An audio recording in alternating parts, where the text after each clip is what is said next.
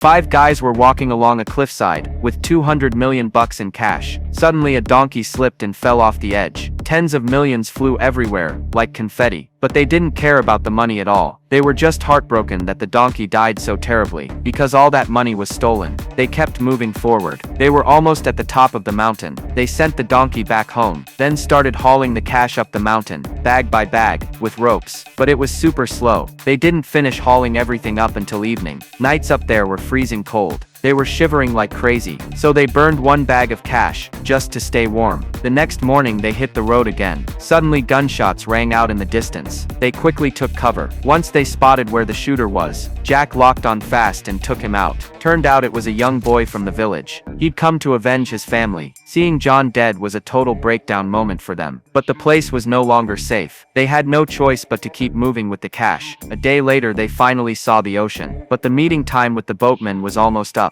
At this rate, they wouldn't make it. After a quick group discussion, they tossed the money down into a canyon, only kept a small stash and carried John's body toward the shore. That night, they came down the mountain. They were planning to steal a car, but ran into one of William's men. Jack quickly disarmed him and tied him up. Then they took his car and drove off. But it wasn't long before more cars showed up and gave chase. They followed them all the way to the coast. Jack opened fire on them, took out a few of their cars, and they drove straight into the sea. They jumped onto a speedboat, arranged by the boatman, and made a successful escape. In the end, they only brought back 5.3 million, but none of them kept it. They decided to give it all to John's family. After that, they all went their separate ways. Before leaving, Jason gave Jack a hug and slipped him a piece of paper. When Jack opened it, it was the coordinates of where they dropped the cash.